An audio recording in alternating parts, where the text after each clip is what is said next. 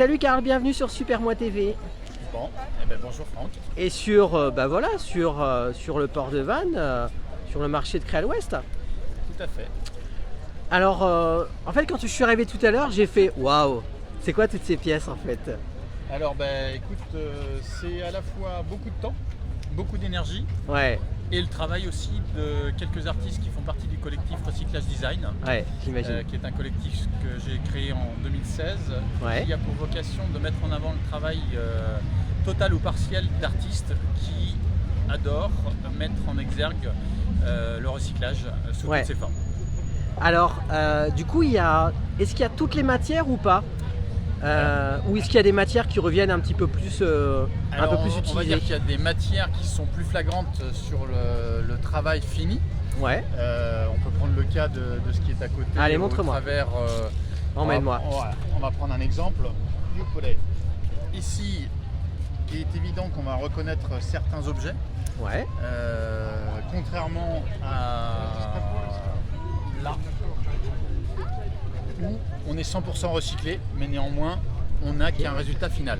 ouais, Pour répondre à ta question, matière, effectivement, on a le métal qui va être sous toutes ses formes, l'inox, l'aluminium, l'acier qui va être prédominant. Ouais. Mais dans le cadre du bronze, le bronze étant un alliage entre 75 et 85% de cuivre pour la plupart, fait qu'on est obligé de dévaliser les maisons. ouais. On a des potes manouches qui nous aident bien évidemment. Et Évidemment. Hein. voilà. Comme on a passé de cela, on a aussi la vaisselle de grand-mère qui était en étain, puisque le bronze c'est aussi de l'étain. Ouais, Et de temps en temps, on a la chance de tomber sur un peu de tuyauterie en plomb qui nous finit l'alliage. Donc d'accord, ouais. on coupe tout ça, on met tout ça à bouillir à 950 degrés avec des petites patates et des carottes, C'est ça? et ça nous fait un bronze recyclé. Voilà. Ok, ouais. Oui, donc évidemment, voilà, moi ce que je comprends, c'est c'est un mélange finalement de tous ces alliages, toute cette matière, qui fait qu'effectivement ça donne quelque chose de plutôt sympa. Alors ça donne quelque chose qui fait qu'on s'affuble du terme de réanimateur d'objets. Hmm, On va jouer des affres du temps. La rouille est un allié et pas un ennemi, parce Ouais. que c'est elle qui va générer des patines. C'est aussi l'histoire de la matière qui va donner une âme à la pièce. Et le terme réanimateur d'objet, il a une consonance en tant que tel, mais il va bien au-delà, bien sûr. puisque comme tout artiste, on va y mettre nos tripes aussi. Bah oui, Et quand les gens achètent une œuvre, elles n'achètent pas la résultante d'un travail, elles achètent une partie de notre vie. complètement. C'est de l'amour tout ça, hein. C'est Bah oui, hein. alors C'est du cœur. c'est du cœur, c'est Ouais. d'achat coup de cœur, et comme on le dit, ça ne s'explique pas. Non. Pourquoi 10 000 personnes vont passer devant une œuvre et vont pas la voir, et une personne va s'arrêter et va se mettre à chialer devant. Complètement. Et ça, c'est de l'affect, c'est pas calculable, et c'est la magie de notre métier. Moi j'ai une question un peu personnelle du coup. Oh non. Est-ce que tu te souviens de la première fois que tu as créé? Oui, c'était assez particulier puisque le contexte était compliqué pour moi à titre perso. C'était version exutoire, Ok, et c'est d'ailleurs marrant puisqu'en fait selon l'état d'esprit dans lequel on va être, là moi j'étais plutôt dans une version faut que je vide, Ouais. faut que j'expulse plein de choses qui Ouais. étaient toxiques et négatives, et le travail était plutôt avec des formes aiguës. Alors qu'aujourd'hui j'ai gagné en sérénité et pris du recul par rapport à toutes ces choses de ma vie qui font qu'on va être plutôt dans les travails où il y a de la rondeur. ouais. Et donc les gens qui me connaissent depuis longtemps et qui ont vu mes pièces au départ et mes pièces aujourd'hui me disent il y a quelque chose Qui s'est passé. qui s'est assagi, et Ouais. on va dire l'orage est derrière nous. Voilà. Ouais, ouais, ouais. Combien de... Difficile j'imagine, mais combien finalement de pièces autour de ce collectif? Ça doit être des centaines d'histoires j'imagine. Si j'interprète ta question par rapport au nombre de pièces qui ont été produites par les artistes du collectif, c'est ça? Ça serait ça, ouais. Ouais, ça serait ça, on doit approcher le millier. Ok, Voilà. waouh. Puisqu'il y a 16 artistes, sachant que certains artistes font ça à plein temps et en vivent, d'autres partiellement parce qu'ils n'arrivent pas à en vivre malheureusement et sont obligés de faire de De l'alimentaire faire à autre côté, chose à côté, ouais. Ouais, sans que ça soit péjoratif. bien sûr. Et donc oui, on a certainement probablement dépassé le millier. Il y a des pièces qui sont à la fois plus impressionnantes que d'autres. Alors c'est pas forcément la taille ou autre chose, mais cela dit, quand même, on voit le requin Enfin moi je le vois dans mon angle, le requin qui est juste là. Alors déjà, t'as tout faux, c'est une baleine. C'est une baleine, Ouais. d'accord, merci Franck. Voilà, on va T'as revoir marqué un mauvais point, donc je Bah note, c'est ça, -1 Franck. Voilà. Mais non, en tout cas, c'est... On peut s'en approcher si tu veux. Ouais, carrément, on peut la montrer.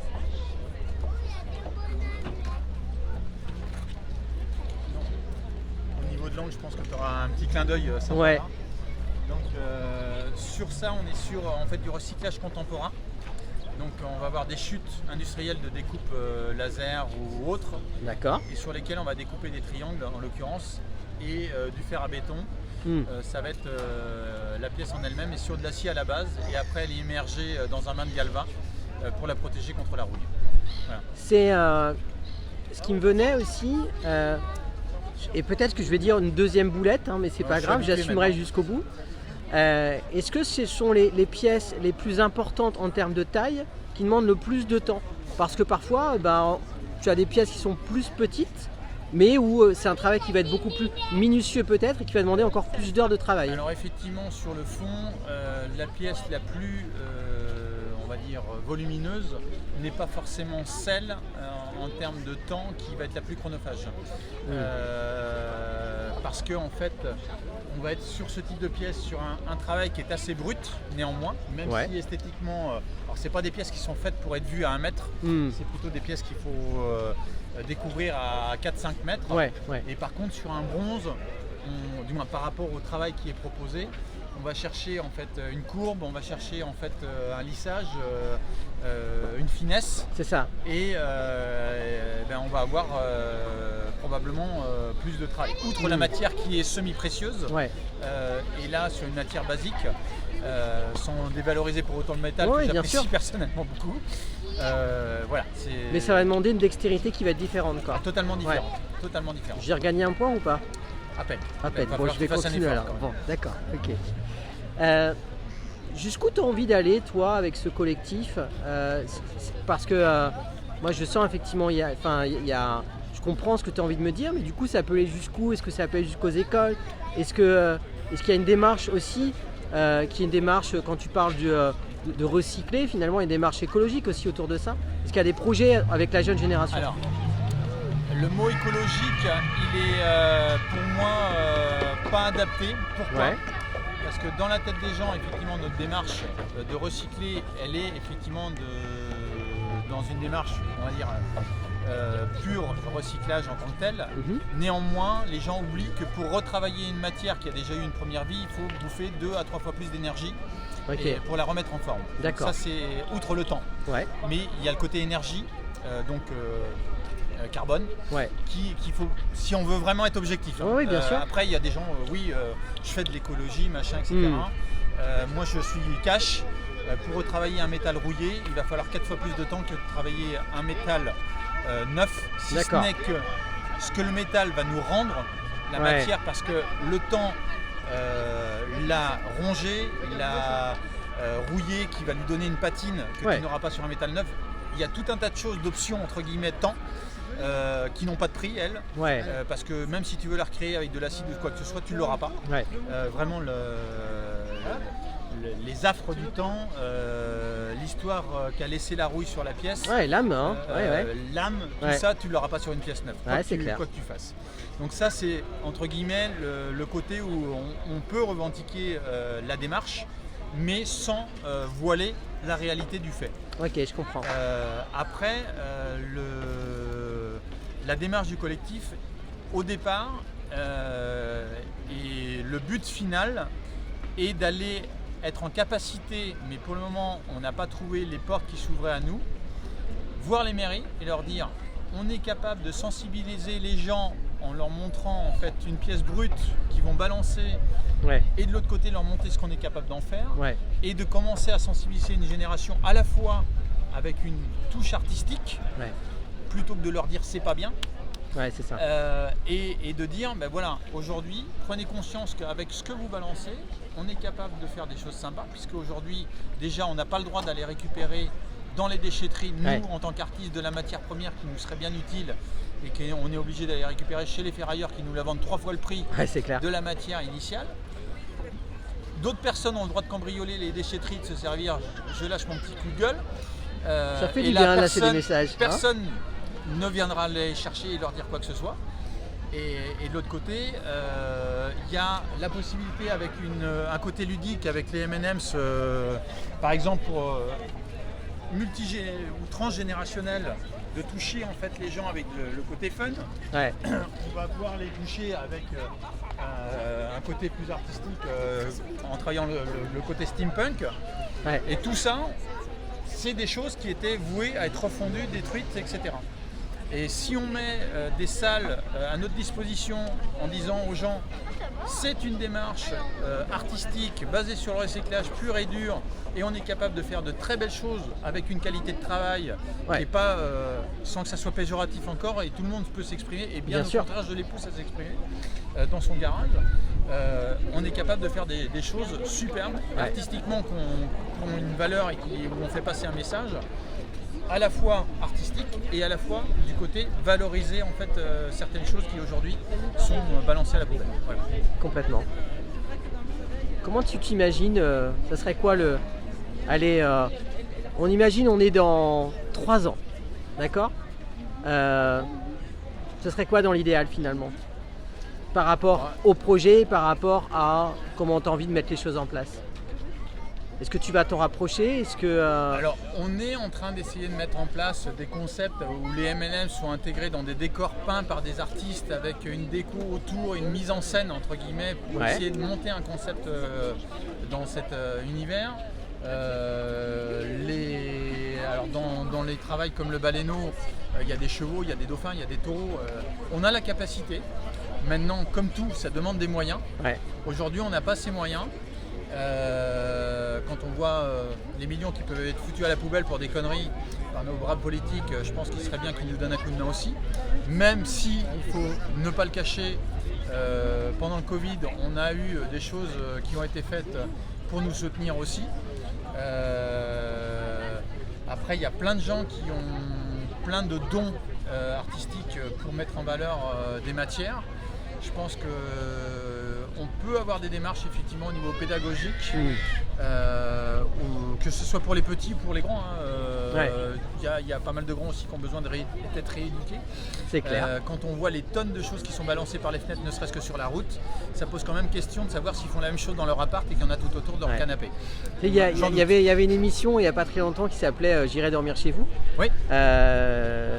Est-ce que ça pourrait être sympa d'aller est-ce que tu n'aurais pas un peu de matos finalement à me confier? Aujourd'hui, dans la démarche, on a des gens qui commencent à venir en disant voilà, malheureusement mon papa est décédé, mon grand-père est décédé, j'ai des outils dans ma cave, j'ai des choses, est-ce que ça peut vous rendre service? Est-ce que ça peut vous pouvez leur redonner vie ou faire entre guillemets l'âme de mon papa, faire en sorte qu'elle se réincarne dans quelque chose? Alors soit ces gens-là on leur dit mais est-ce que ça vous intéresserait pas qu'on fasse quelque chose avec vos outils pour vous et que de la cave ou du garage vous le montiez dans votre salon et que votre papa il soit à votre côté, à vos côtés pardon. Donc il y a ça et puis les gens qui effectivement donnent pour donner pour que ça reparte pour faire quelque chose, etc.